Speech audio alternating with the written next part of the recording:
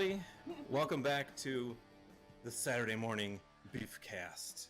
I hope you guys all had a wonderful Halloween in October. I know we did. I hope you guys checked out our Mummies Alive episode, which was really fun.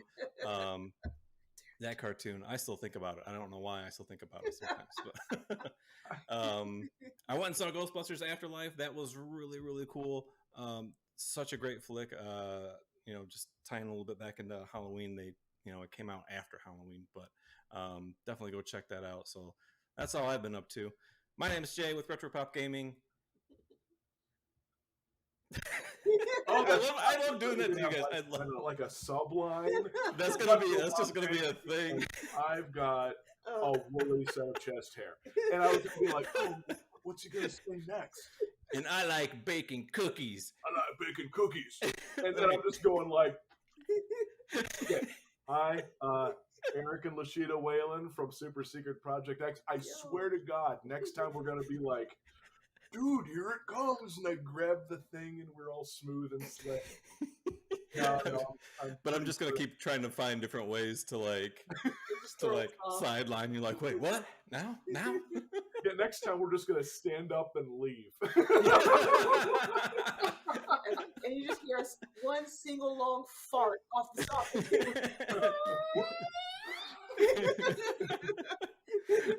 then the credits roll. I'm not even gonna introduce myself. I'm just gonna stand up and walk away, and then you guys are like, do we say anything? It's the crappiest show ever. Like those old bumpers from the ABC commercial. After these messages, we'll be right back. After these messages, we'll be right back. This makes Bob Saget on America's Funniest Home Videos look amazing. Well, that's what we're shooting for, Bob Saget level here. So, today we're going to be talking about episode 4 of Thundarr the Barbarian, Raiders of the Abyss. Great Indiana Jones title there. This episode, I do have to say that it didn't really hit as well as like some of the other ones did. Like it was pretty toned down as far as like I couldn't really I took notes about everything that happened, but as far as like, oh, that is insane, like there wasn't that much. It was pretty straightforward, pretty dry. But yeah. What do you guys think of this episode? This is on my list of the weaker episodes. But I still think it has some great set pieces. It's got a couple really great shticks. I like the villains. I definitely could have used a little bit more madcap wackiness in it. That's what I was looking for, and I was just like, when's it gonna get to the not necessarily the good stuff? I mean, it is good stuff because there is good stuff in there that's not wacky shtick, but well, I was really waiting for it. I view Thundarr almost like I view the Marvel movies. They don't really have bad ones. They just have ones that you're like, oh, that was fun. Nothing bad, but that was. And then the really good ones, you're like, like Winter Soldier, right on. Yeah. and so it's kind of like, this was sort of like the Thor of like, it's okay. There's nothing wrong with Thor. Right. The first Thor movie was good. Yeah. It wasn't great. I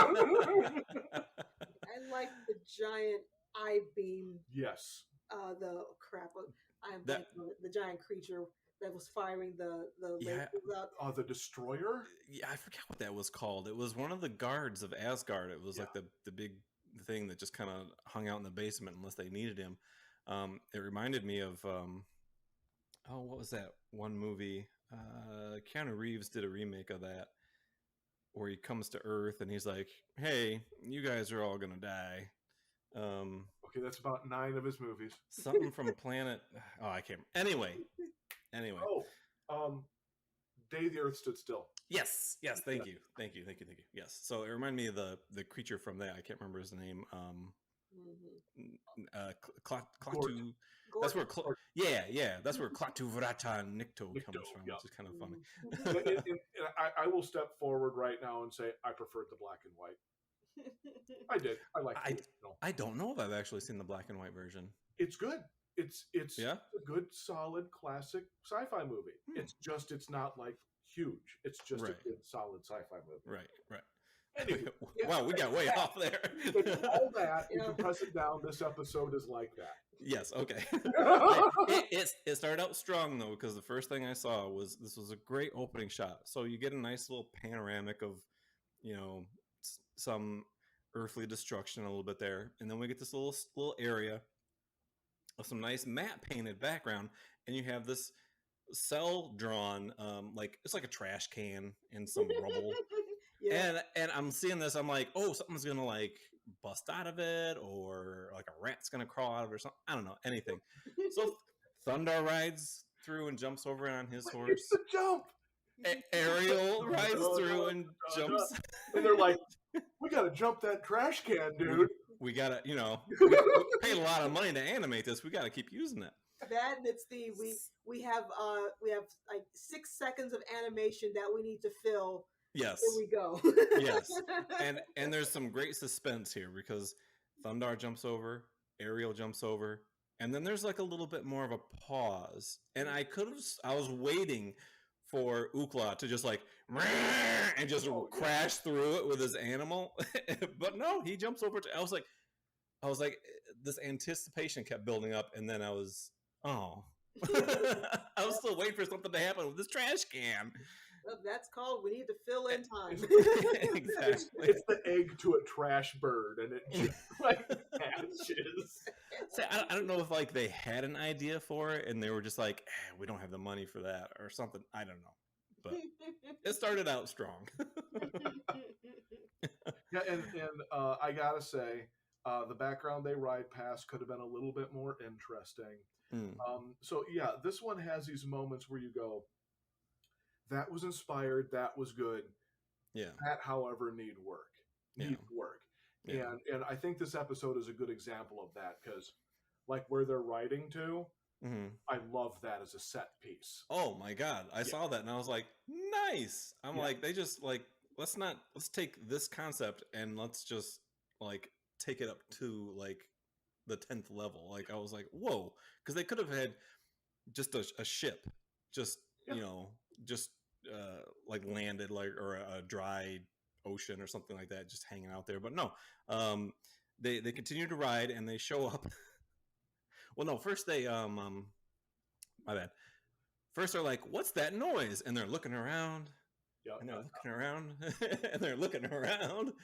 And And then a legion of giant bats comes flying, carrying druids. I was calling them Nazgul because they kind of they kind of had that look to them. I was like, ooh, Nazgul. So you got these robed monk-like creatures riding on the back of these giant bats, all beelining to this giant cruise ship that it's not just sitting there. This is so great. It's been turned on its side and just impaled on the spike of Stone Mountain. It was it was really nice. I have a weakness for this kind of stuff because this directly reminds me of one of my favorite Fist of the North Star backgrounds. It's in the movie. The background makes no sense. I don't care. It's total rock and roll. It's just great. There's a skyscraper, and there's a whole oil tanker shoved through it from one of the nuclear explosions. So there's a tower with an entire oil tanker just sitting there at an angle. And it makes no sense because if you know the scale of the buildings in the oil tanker, you're just like, what? But it doesn't, I don't care. Because you're just going like, oh my God, a nuke flung an oil tanker and shoved it through a building.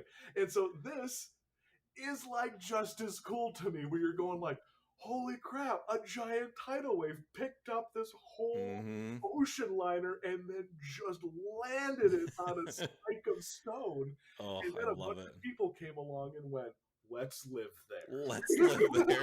They're just like, there's the humans. And they're just like, they're just hanging out on top of this thing. They're trying to fight off these flying monk Nazgul bat riders with like mops and brooms.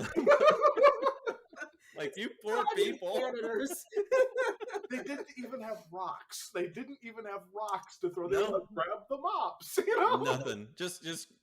Hey, that sponge over there. Grab that and just see what that does. It was a society of janitors. Society of janitors. I do like the captain though. The captain was great. He was all disheveled looking, old codger, and just like, and then everybody shows up. Well, again, we didn't get Thundarr, no, but we got Thundarr. Of course, he sees the bad guys going after the humans, and he's just like, and just goes after. And Ariel's like, get the magic bridge down now. He's just like, oh crap, zap. He's gonna be stupid. Get it down now. Oh my gosh, I just it's got some good stuff. So they go.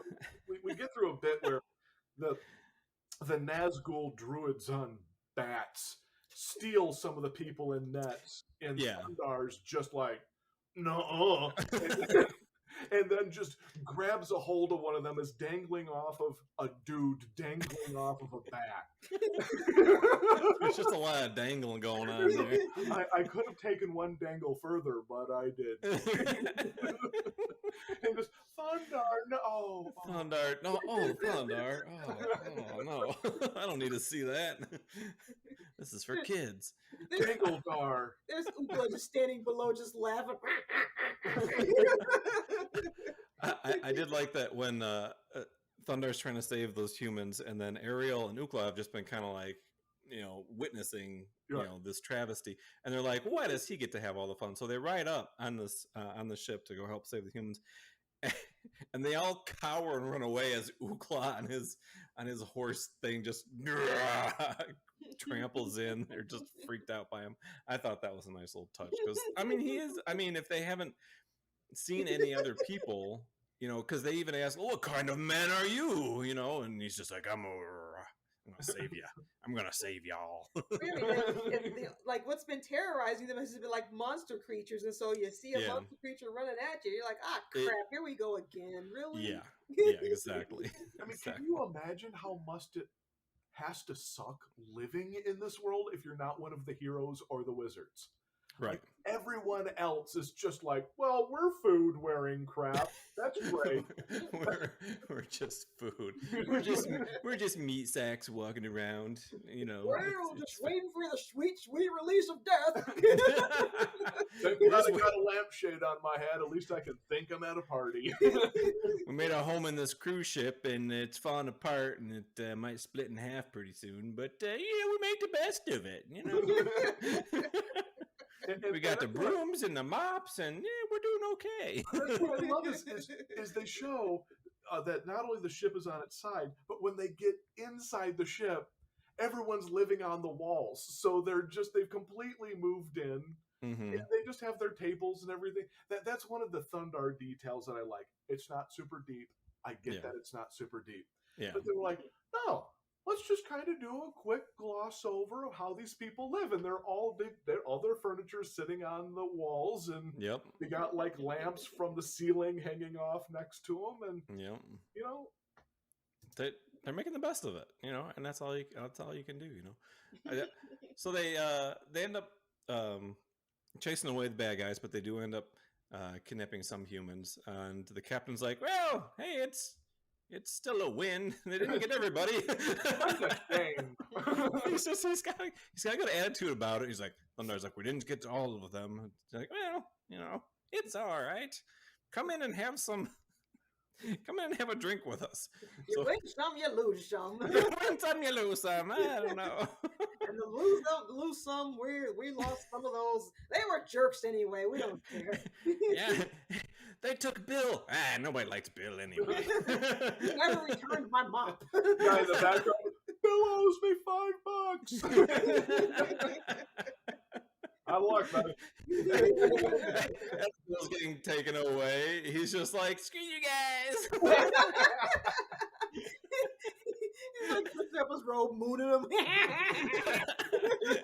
I don't know, you Jack. I'm out of here. I do like when they're having their drinks and talking about what they need to do. They're all drinking out of these mugs, and then the captain has this giant half barrel mug that he hands to Ukla. He just happens to have, and just drinks the whole freaking thing. 7-Eleven like mega gulp. Well, that was awesome. Listen, bring up your point. Oh yeah, this is okay. Anyone probably younger than us is probably not going to catch this. Did you recognize the cups that they had in their hand? It for some reason it kind of looked familiar, but it didn't like spark anything. It did, because when we were super young, lots of people had that cup set in their house, or a friend did, or a neighbor did. Yeah, they were like, those were literally like they were ceramic, hand painted, like fruit, and and they were these overly ornate, ridiculous, and it was like, I guess, a late 70s thing. Yeah, actually sculpted in mold. Well, and they looked like that. Yeah, they actually drew that in there. When Aric mentioned, I'm just like, you're right. I remember seeing those. Yeah. So like, it's not that it's a big deal. This is what I like about Thundarr. I'm not saying this is a big deal. Yeah. I'm saying that the animators were like, dude, my grandma has these crazy cups, and they've got like grapes and vines on them, and they're hand painted. At that time, it'd be their mother. And they'd be like, dude, let's have them drinking out of those cups like 1,000 or whatever years later. And they're all doing like the tavern hero thing with these goofy grandma cups. I'm gonna have to look that up. I mean, hopefully I can show that to everybody watching. I'll just look that up, because I'm drawing a blank. Yeah, they were usually, as a matter of fact, let me see here. This is not exactly right, but it's in the same. It's in the same. Same category, but they look like that. And they were all like hand painted, like fruits and grapes and vines and stuff. That's wild. I'm like watching the episode, going like, wait a minute, I remember those. Wild. No, I had no idea. I looked at it and I was like, well, that looks a little more ornate than it needs to be for the scene. Yeah, so, as a matter of fact, I'm gonna try to not. Okay. Yeah. Okay. Yeah. Huh. Yeah, so interesting. Like, I'm not going like, dude, this is awesome. They totally got these cops. I'm just going like, I'm just going like, no, it's just kind of funny that they went and spent the extra time to be like, make sure you get the grape the right size. Drinking out of these and like actually draw in detail the little swirls and stuff that are on there. It was kind of crazy. Yeah, and to be honest, and I'm pausing right now on the screen, I'm looking at the cups, and yes, they're low detail. But there are a lot of detail for low detail. Like, there's time on them. And just looking at it, the reason why Ukla's is huge, because Ukla's drinking out of the pitcher. They had the mugs. Ukla actually has the pitcher. Oh, that makes sense. That makes sense.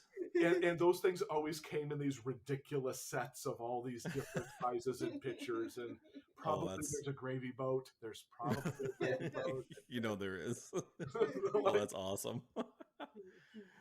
So, after Ukla finishes drinking all of their mead in one gulp, they decide, we have to go save these humans that were captured. And I just love it because Thundarr actually calls them Raiders of the Abyss. I'm like, you said the title in the show! Yes! I was so happy. and Ariel just did like this. What?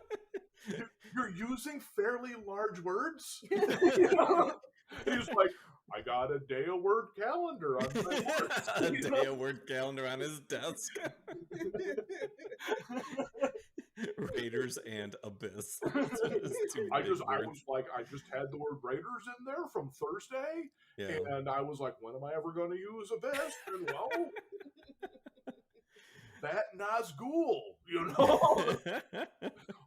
I figured, if not today, when? Like when you pause, it looks like he's like headbanging. Yes, let's do it. Everything about the show is metal. That's why I love it. It's so great. Now I have to bring up something. Okay, so the only way we're seeing them getting on and off the ship is Ariel's magical bridge.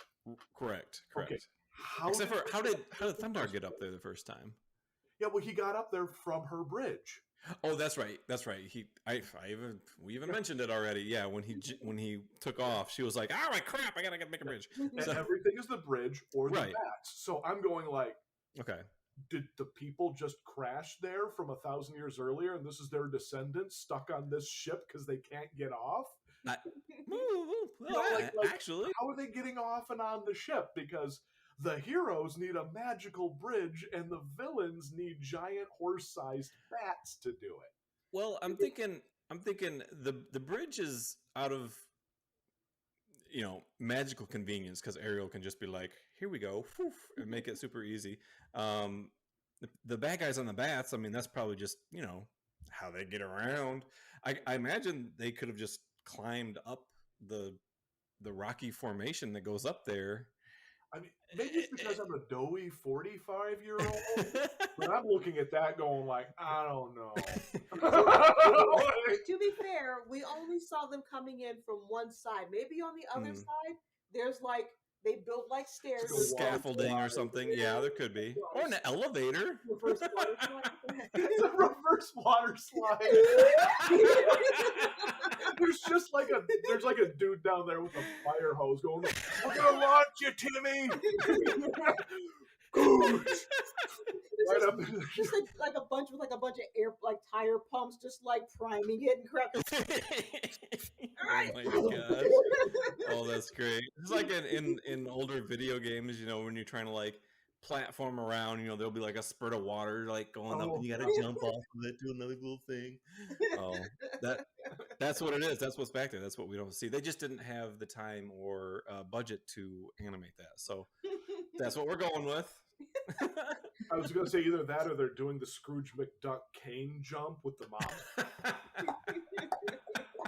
They got enough of them. Maybe that's their society. They're like a society of like mop warriors or something. They're like the way of the mop, There's an altar. Clean up the floor. All our enemies' blood. There's this giant altar with candles around it, and there's just like a vacuum in the middle. And a squeegee. Oh my gosh. Okay. The great guy Kirby. Kirby and Hoover. But I gotta say, I am completely agreeing with you. Outside of the coolness of I like the set and I like the villains, it didn't have the impact of the last couple episodes. I'm not even gonna argue. Yeah, I mean, we're definitely finding some good stuff to talk about, but it was pretty straightforward.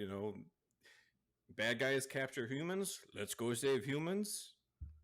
Let's have some meat. It's just So then they finally decide, okay, let's go save these humans from the Raiders of the Abyss, and I guess they followed them. Well, how did they find their? I just got done playing it. And they got done drinking, and then they're like, "We gotta go." And then the bridge went down, and then they went riding off. And then I'm trying to remember if they were like, "Yeah, just go down the river and do the thing." But there's nothing here where they were following anybody. Oh, weird. Yeah, I'm trying to remember if they. I think maybe somebody. Okay, everyone. I saw this episode about 2 weeks ago, and so I'm a little fuzzy after that. Well, I'm fuzzy, and I saw it like an hour ago. So nice.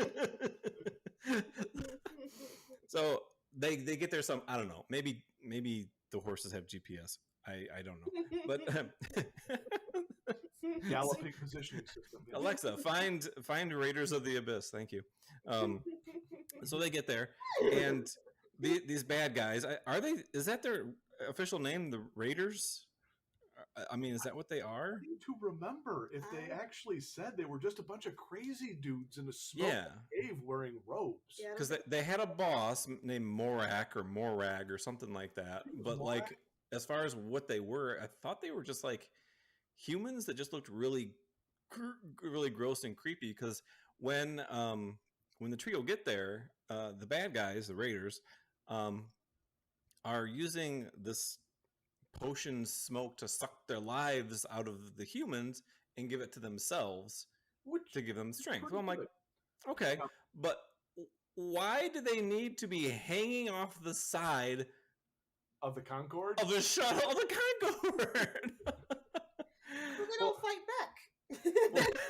I'm like, they're way up. Like, why? They could just be right here. Why? Okay, well, now we're trying to question the logic behind cult thinking. And this is clearly like a cave cult. True. And they're a cave cult with giant bats and the Concorde draining life out of people from an ocean liner. I'm just saying we might want to cut the logic off. Cut them a little break. Cut them a break. No, my favorite shtick of this, and this is actually my favorite shtick of the whole thing, is they just don't go and suck all the life out of them is they actually shrink, get all wrinkly, and turn purple like a raisin. They turn them into like little raisin people.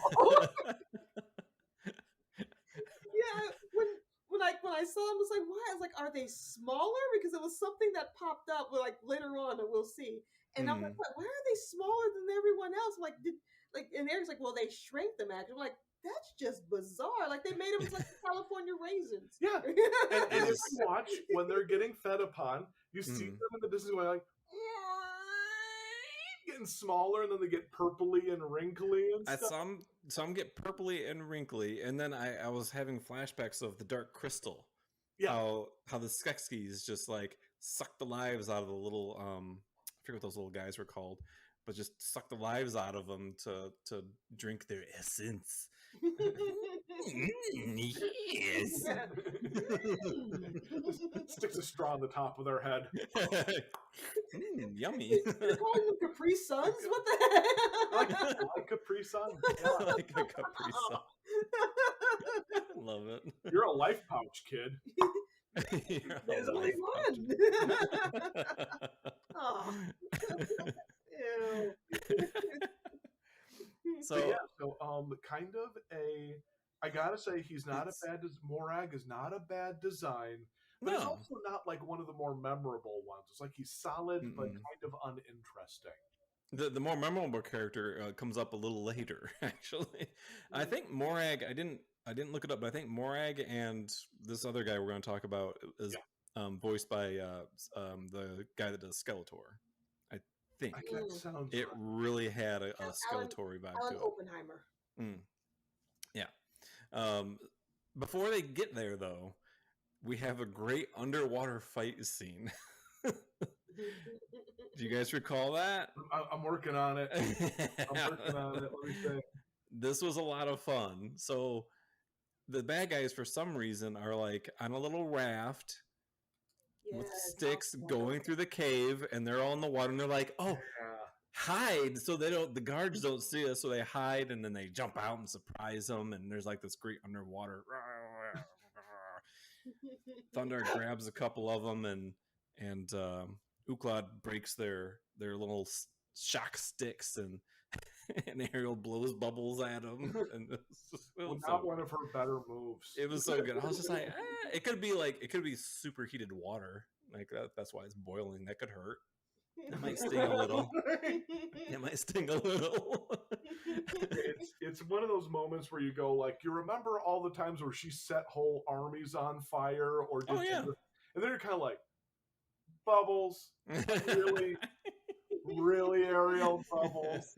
Well, like I thought Thundarr was gonna actually drown him because he just swims up behind him and just grab like, no, y'all ain't going anywhere. That's what I thought first too, because I'm like, okay, so he's big strong guy, could probably hold his breath for a long time. I thought he was just gonna squeeze him and they were just gonna like and then just drop him and then leave. I'm like, that would be interesting. It's a little dark there, isn't it? It's like, ooh, I got a little dark there.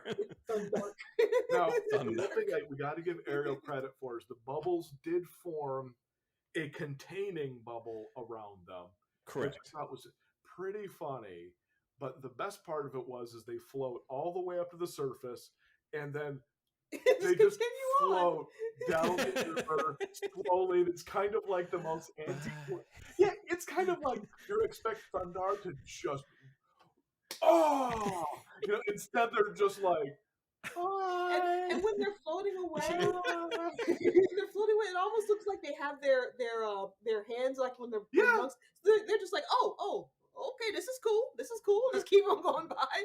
Just like, Finally getting away from this lunatic cult leader of ours. Yeah. yeah, and I think one of them just should have turned around and went, "Hey, thanks. We're just druids out." And they slide down the river. And then they slide down the river to the reverse water slide. Hey guys, and they're like, "Whoa!" Fooled you. Okay, now Oh my gosh, too good. from this point we go back and we've got the cave, and I actually like this shot because this is, I think, a strong idea. It's just they didn't do enough of it. The giant bats hanging off the ceiling. So I mean, these are like horse-sized bats. I think that's a good, solid, pulpy visual right there. That's a huge bat. Yeah, that's a big bat. They got the shot where the bats are all hanging off the ceiling, and Thundarr and the other two are like, huh. Should we walk around? Should we figure this out, or what are we doing here? And then Thundarr just goes, you know what? Screw it, and just walks right by them. Maybe they won't notice.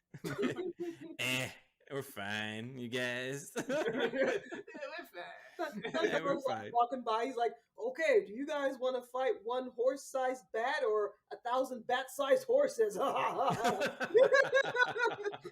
up, Thundarr. And here's where I know this episode wasn't so polished.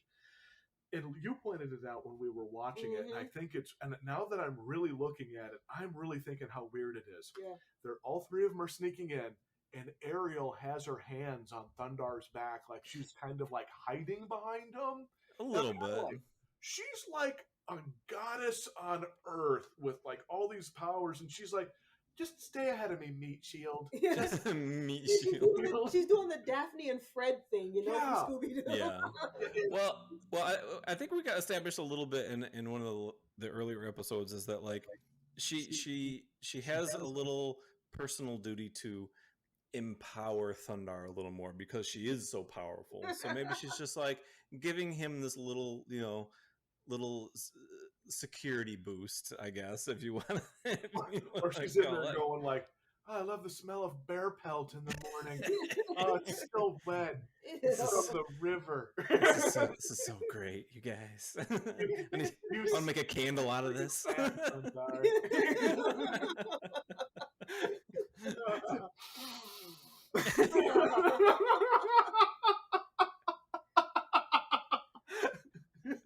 Oh my god. Ariel just has the weird. She loves the smell of wet dog. Oh gosh. It reminds her of her pet. Thundarr, bear pelt, and Ookla. And to be fair, living in the world that they live in, I'm pretty sure that things don't smell very pleasant. So I'm just like, maybe that she's just used to it at this point. That's par for the course for them. Yep, this is life. Like when you drive through the Midwest and you smell a cow farm, you're like, Yep, yeah, that's what yeah, that's a thing. That's happening right now. It's Get fine. within 20 miles of a pig farm, and you're like, man, thousands of people are smelling this. It's so good. So we have a scuffle with the bad guys and Thundarr and Ookla and Ariel again, and Ariel again gets captured, unfortunately. This one is I call BS on this one. Yeah, I was thinking the same thing. I didn't like this one at all. It was just so, I don't know. She could have, I don't know. It just there was too much of a damsel in distress moment here. Yep. Yeah. This rarely happens with her. Yeah. And I get why they did it, because I remember seeing this episode as a kid, and the plot point we're going to see coming up requires her to get captured. Right. Okay, so I just wish that they would have, I don't know, come up with something more interesting to knock her out, take her down. You know, like I would have loved if she was just like, and she set some people on fire, and then the bat head go like, crunch, and then yank her out of the scene or something. Oh yeah, something that you didn't see coming. That like while she was too busy like being a badass. You know? Yeah, and with this one, it was kind of like, whoops, my bad. One scene that I love is out of nowhere. It's like when Thundarr charges in, when we're gonna see, and then the bad guy just literally turns around, and then just runs. I don't know why that makes me happy. The point and look that he does just cracks me up. So good. I just freeze framed it. That is really funny. He's literally like, you again. I don't know why that took me out, but man, that freaking got me the first time I saw that. and then what else? Is he's like Scooby Doo run. You can just hear it. The chef's kiss is just. It's like that, like half-second pause of him out of screen, and then Thundarr just comes swinging on the chandelier after him. That's so good. It's like the weirdest set of events. Like, run. Then the next shot, the next shot. Two baldy druid dudes go running at Ookla, and Ookla's like, ah! And this is, I know what they were trying to do, but it doesn't look like it. He comes in and he's like nurse off my mock pecs, and he's like, get in there, and I'm just going like, oh, everything about this frame makes me uncomfortable. It either looks like he's breastfeeding two druids, or he has boobs with ears. Either way, it's a horrific shot. He's just trying to comfort them because he feels bad because they're under a tyrannical cult leader. That's all. It's okay, guys. Go to sleep. Crack. Oh, my bad. Okay, all I can just think of is, again, showing my age, is the old Benny Hill show when he used to like hit the old bald guy in the head. Well, what's really great is it's like that. It's like that. The very next scene is three of these baldy dudes are just like, no, and they just go running. Okay, I have a question. Look at their feet. Their feet are the same color as their heads and their hands. So it's like, are they? And they're wearing boots. So it's like, are they like flesh-colored boots, or like their feet are actually boots? I want to say those are actually their feet. Let's give them some bad dude. No, those are feet. Yeah, they have. Oh my gosh! Oh my gosh! They are. They have heels. Yeah. Yeah, but in other shots, they're clearly drawing feet. They have boots for feet. Maybe that's a status symbol in their cult. Like, first you have to go barefoot, and then we'll give you some flesh-colored boots. or they're such bad dudes, they just sew flesh-colored soles onto the bottoms of them. They just insert a soul under their heel. God. Oh. Because that would just creep everyone else around, going like, "That's a crazy cult. They sew soles to the bottoms of people." They misinterpreted the word soul. The ancient book said that we must have a soul. That's an awkward first date conversation. What's wrong with your feet? What's wrong with your feet? Don't worry about it.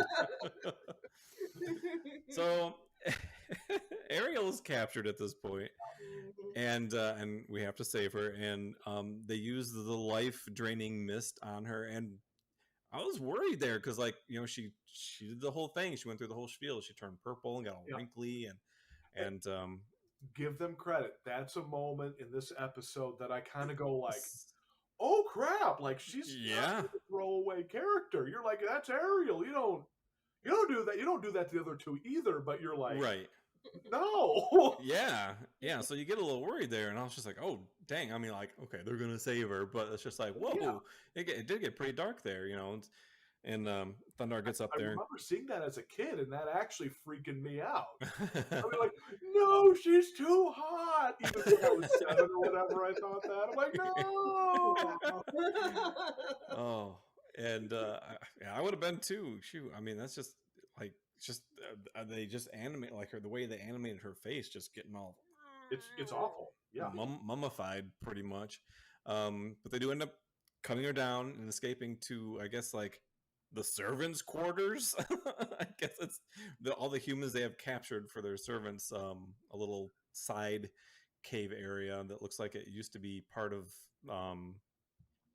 the airport, because we've got that aircraft that they're hanging everybody from, and all the humans are living in like a rundown old airport, which is kind of neat. I like the continuity there. It's not just some random cave. I just love that.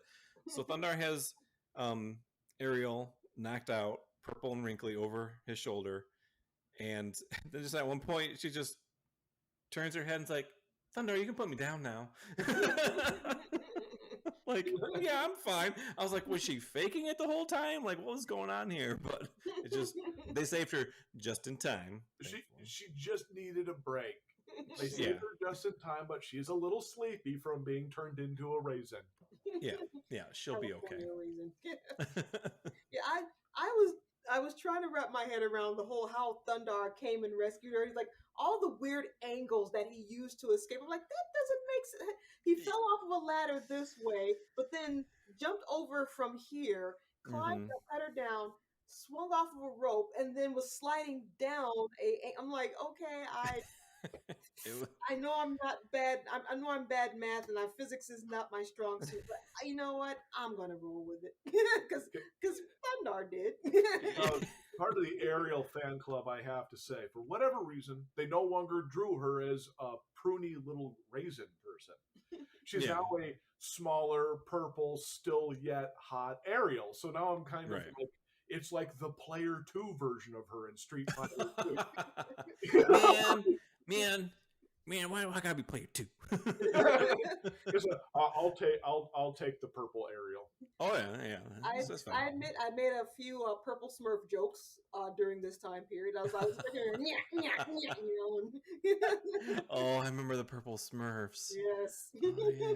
Now they turned purple because of a potion or something, right? It was a zombie thing. They got bit on the tail. Yeah. That's right. That's right. One of them got the original Smurf that got infected. I can't remember how he got infected, but that was like one of the first like cartoon zombie stories. Oh and my gosh! Well, he's animated wise, and he was like hopping around, and they would bite each other on the tail, and the entire like Smurf village got infected from that. That's what we're gonna do for our show next October. We're gonna do that zombie Smurf episode. Yeah, note that down. We will totally watch that episode. Oh, that's gonna be good. I remember when I was a kid. I was a weenie when I was a kid. That totally freaked me out. Oh, I love that one. And I when I was old enough, did a bunch of research on it, and I got a ton of notes. Oh, nice. And even like how the original story, because the original one actually happened. The original story was actually written in 1950 something. Oh wow! So, yeah, and the Smurfs were actually pure when they turned. They were actually pure black, and so there was some controversy. Yeah, I can see that. So we'll talk about that. But yeah, I got a lot of good stuff and not so good stuff. So then we get a walking sequence through Thundarr / Fist of the North Star type backgrounds. Actually kind of nice. A nice shot of them going over a bridge and the stuff going by in perspective. But where are they going? Question. Now they're passing over the Golden Gate Bridge by the looks of it. But earlier on, they were like someplace completely different. Because I know we had this conversation. We got to bring this up because when we were watching this had never occurred to me. Okay. Where are they going? Because you just brought that up. But we were talking about the same thing. So they're going over a long bridge, and they end up looking into a familiar kind of shot, if I remember. See if I can find it again. Find it again. Make sure that I'm not crazy here. Oh, the MP4 ran out. What do we got? This is terrible showmanship right now, but I want to make sure. Okay, so now they go into a city that has a stone dome over it, so it's dark as night, and I'm like, wait a minute. This looks familiar. Is this the same city as in the first episode? Is this Manhattan? because it looks exactly like the same city.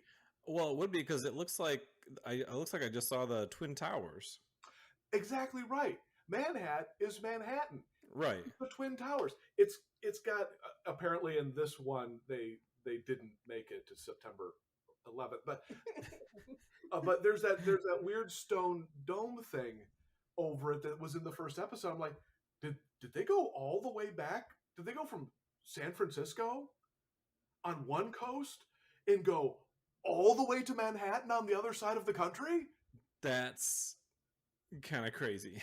If that's what happened. It looks exactly like the same city. Yeah, that's my point. Because when they crossed over the bridge, I'm like, that looks like the Golden Gate Bridge, unless there's like some other bridge, unless they just did a bridge and it could have been just a bridge, a random bridge or so. But the way they pulled it back, they made it look like they do when they do icons like that, they make sure to get the entire thing in shot so you can recognize. Go, oh, that was blah blah blah. That's this landmark. Okay, let's just say that they didn't. But they still went back to Manhattan. I just thought that was kind of cool. That's clearly New York. That's insane. Yeah, so this is the first time that I gotta say that they are sticking to specific locations in the series. Yeah, you're like, oh, so that bridge wouldn't necessarily be the Golden Gate Bridge. Maybe not. Yeah, that's exactly. I was like, oh, yeah. The way it kind of looked like the Golden Gate Bridge. When the same note, I was like, I don't know. Maybe they just drew a random bridge. Or one of the storyboard artists was like, dude, Golden Gate Bridge. And those take them back to Manhattan. And then one guy next to him goes, that doesn't make any sense. I don't care. It's cool. Do it anyway. I'm going to put it in there. It's going to be awesome. We'll play heavy metal over it. You know, like, yes. So you're mentioning coming back through that Manhattan Dome. Now, when they cross the bridge, what they're doing is they're trying to get to the wizard. Yeah, they're trying to get back to the original wizard. Yep. So we haven't talked about the wizard yet. So yes. to cure all the humans that have been completely drained of their life, they're like, we must find the original wizard who knows the spell. So you actually do that voice very well. Do you like that? I like doing voices. So they go to the wizard and they go over this bridge. There's like a traveling shot, and there's a good like transition in there. There could have been like a few weeks where they could have gone to San Francisco and back. We don't know. So we don't know. We don't know how fast those horses run. Okay, now this wizard's design, is great. It's primo. It's very primo. Before we get to the wizard, though, I like that Thundarr's like, I'm gonna go up there and kick his ass and make him tell me all the stuff I need to know. And then Ariel's like, Thundarr, I'm gonna go talk to him, okay? Let's do some diplomacy first. Can we do that? He's just like, fine. Business, Thundarr, okay? And that's actually this moment makes up for that early cheese where she got taken out too quickly. Yes. We do get meet up here. Like, you know what, Thundarr? No. Yeah, Thundarr. Girl talk. No. Just this. Just do a little bit of this. Just this. And then so she goes up to talk to the wizard, and the wizard's like, yeah, I know why you're here. I'm not telling you anything. And she's just like, oh, and he's sitting in this great throne that looks like a giant, like a golem or something like that, giant monster. And she brings it to life, and it just squeal. I don't know what's with this episode in hugging people. So you've got the underwater fight where Thundarr squeezed a couple guys. You got Oogla squeezing dudes. You got Magical Golem squeezing there's just a lot of dudes squeezing in this one. I think we are what's being described as the artist untold fetish is what we're probably seeing. Okay. Seeing a pattern here. Yeah, we're seeing some stuff. We're seeing some stuff and some things. And then, he's just like, oh, crap. Not a very powerful wizard because he couldn't do anything. He's like, fine, I'll tell you. And Well, but Ariel did it by herself. Yeah, she was just like, are you gonna do the thing now? You're gonna tell me what I need to know now? And he's just like, fine. He thought he was hot stuff, and he was just like, I'm the best wizard around. Oh, crap. My chair squeezes me. My own chair. How dare you? So then we cut back, and then we do get this the beautiful cityscape that you were talking about. They go back to the humans lair area, and yeah, you get all the beautiful buildings that they've drawn, and you can see like the Twin Towers and other buildings. That it's definitely Manhattan or New York. So yeah, that's definitely got to be the same area. I mean, definitely. Then one has to wonder. It's like, dude, why were you having your druid Nazgul bat dudes draining these people over here when we know there's a bunch of suckers in Manhattan that he could just be feeding off of? Well, the wizard, I don't think he was using them, because when they were when the humans were talking to Thundarr and Ariel, the what's his name, Morak or whatever his name is, he stole this formula or this incantation from this wizard. I mean, he's still a bad wizard, obviously, because he was not willing to give up the information. But they stole the information from him, and they were doing their own thing, and he's just like, just not caring. He's like, yeah, they do whatever they want. I don't care. That makes way more sense. Like I said, I haven't seen this in a couple weeks. It's all good. Now we do have a kind of a fun scene where we know how mighty Ukla is. The druids decide to push a dump truck at him. And you're going like, firstly, there's 4 little druid dudes shoving a dump truck down the road. So I'm now questioning how strong these dudes are. But secondly, Ukla is just going like, really? And then just catches it, lifts the whole dump truck up, and throws it. And I'm going like, I know he's strong. Yeah. He's never been that strong. That is ridiculous. He's definitely been leveling up like these past few episodes.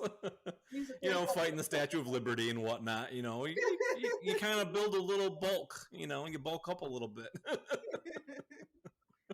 I'm just amused that there's still like a dump truck with like rubber tires after like how many thousands of years? Oh, I know. Oh yeah, they can actually roll. At least. Like the shticks in this are good. Like we've got this scene here where Ariel's like leading, and they look like kids, but they're the shrunken adults. Oh yeah. And it's actually kind of a funny shot. She's like, go. You just see all these little tiny people running by her, and I was so confused for a second when I saw that. Thundarr and Ukla are fighting bat people in Manhattan, and it's a pretty good fight. It's so funny that if we had never seen any other Thundarr, we would be watching this going like, this is some wild stuff. If you were to see that out of context, it would just be like, what the? But if you see more Thundarr, like the really good stuff, you just go like, oh, okay. We've been acclimated to Thundarr, so this doesn't seem so amazing. Right. Doesn't phase us. They're in Manhattan in the future. They're trying to get shrunken refugees to safety from Nazgul druid bat flying crazy people, and I mean, there's some good stuff here. It's just it suffers from not being like that leveled up craziness we had earlier. Out of context, you look at the one episode and you're like, at that part, you're like, is this like some weird retelling of Lord of the Rings? What the heck? You've got hobbits, you've got Nazgul, you got wizards in a tower. I mean, it's all there. Ariel's Gandalf. Yep. Good to go. Ukla's Gimli, You got all the pieces are there. All the pieces are there. So we get back to Manhattan, and again we have to have another battle with Nazgul people. Ariel's, getting all the little hobbits to escape, while at the same time fighting off the bad guys flying out. She's like, come on guys, go over here, zap zap zap, over this way, zap zap zap. I'm like, she's definitely getting back to where she needs to be after getting kidnapped. And this one, I can't recall if it happened earlier, but it has what I call the Thundarr jump in this sequence. That's where you're looking up at Thundarr and he comes down at you and his legs are full. His hands are like this. He's like, ah! He just did it. I gotta play. I just saw him do it. I know he's done that multiple times. That's always my favorite because I don't know of any other animated character that jumps onto people like that. And the more I think about it, the more I'm going like, that's scary looking. That would if I be saw freaky. that coming at me, I would be like, no. Especially if that wasn't packaged very well around his groin area. You know what I'm saying? Like, oh. Floppity, flop. Getting flashbacks to the beginning of the episode. I'm just like, Thundarr. No. So Thundarr's fighting the main bad guy, Morag, and I love that Morag, he knocks a bunch of crates down on top of Thundarr and thinks he won. Like, he's just like, that'll show you. I don't have to worry about you anymore. I'm like, you really think that's going to stop him? And Thundarr just stabs through one, almost stabs him with his sun sword. And he's like, Jesus Christ. I just love it. He's like, just so great. Oh, my gosh. And Thundarr. That's what I want the people out there to know. We're not saying this is a bad episode. We're just saying compared to the others. Yeah. Yeah, because honestly, there's moments that, like, you're right. I love it. I think that's the only time that I can recall that really happening is the villain standing over like, I have won, and then wink. It was a good shot, a good surprise shot. You know, I mean, obviously we know he's gonna win, but like, you know, the bad guy's like, hey, I got you. No. So, and then Thundarr breaks his staff and Imperial strikes a pose. That's way after. He gets to. He gets to. But Thundarr's punishment for the bad guy, he puts away his sun sword. He says, I think he says something like, I could end you here, but I know a more fitting punishment. And he just picks him up and hangs him on a hook. Yeah. That's all he does to him. No recompense whatsoever, you know? No, not even like a slap on the ass or anything. Just like, here you go. Okay, now to be fair, did anyone ever show up to help him back down again? Maybe that guy literally hung there and starved to death. That could have happened. I mean, what if he can't get his robes off? Nobody's there to help. He's got like weak weenie hands, and he can't get up, you know. And then he just hangs up there, and then it's like some horrible Roman execution where they hang you in a cage and like chipmunks slowly nibble you to death over you know, and Thundarr's going like, sounds like a good idea, you know. Because we don't know what happened to all the other bad guys. Did they all run away, or you know, we don't know. So yeah, he could just. That could have been the worst thing that he could have done to him. That's probably he just murdered that guy. See, but that's what I'm saying is we don't know what that might look silly, but we don't know what happened after that scene. Maybe there's like wild man-eating pigs out there, and they ate his feet. You know? And I like that. This is the best part, I think, of the whole thing. So to suck the life out of these people. The bad guys put them in nets and hung them off the side of this plane. To cure the people, we have to put them back in nets and hang them off the side of this plane. Why? Why? These poor people. I'd be like, no, just leave me small. Like, I'm fine being 3 feet. Dude, just leave me alone. Don't put me up there again. I have a fear of heights. Like, what you don't know is that's a nuclear-powered jet, and its reactor has been cracked for thousands of years. And it's just seeping radiation. So it's really the smoke is just like hookah smoke. You know, and it's really just really doing like it. The flame doing it. Oh my gosh. Oh. And then we end off with another mug of whatever they're drinking back at the cruise ship of cruise ship of fun, whatever you want to call it. It's one of the Disney cruise ships. They just didn't have the rights to put the stuff on the side. I just want to see like their altar, and then there's just like a Disney Cruise Line's Mickey Mouse costume like hanging off. Oh my gosh! Just in the background, just a hint of it, just like a couple shapes that make it look like that. That would be so fun. Oh my gosh! The animatronic versions, like playing the band. Oh, I spotted the hidden Mickey. The hidden Mickey. That's what it is. Oh my gosh! The fact that they're having like a little like warm mug drink outside, but everyone else is standing there with like torches, just watching them and stuff. It's like, are they not allowed to come down and celebrate with the rest of them? They're like, that's our lifetime supply of life water. And they're drinking it all. That's okay. It was only my kid's 10th birthday. That's all he wanted. It's fine. They're eating the last of our Whoppers. Crunch. Whoppers. Oh, I suddenly have a feeling that I need some Whoppers. Whopper does sound kind of good. Remember they used to have them in like those giant milk cartons? A Whopper the burger or Whopper the candy? The candy. Okay. Oh, I was thinking... I was thinking hamburger. Whoppers too. Whoppers. But they came in the giant. They came in the big cardboard like old 80s milk carton thing where you gotta like peel the corner and then push it just right. And then you could just sit there like the Americans we are, just go like. Like you're drinking milk, but it's hard and chocolate and crunchy instead. Good, it's so good. It's so good. It's so taste the hydrogenated oils.